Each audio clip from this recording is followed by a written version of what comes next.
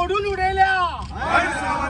आज वेळ जगात कितलेशेच कलाकार दिले, व्हडले व्हडले हस्ती दिल्यो।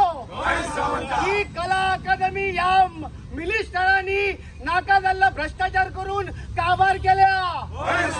तिका साल्वार करपा खातीर गोंयचे तरणाटे कलाकार एकठांय आयल्या। पूण अजूनय कितल्याशा कलाकारांच्या मनात भिरांत आसा।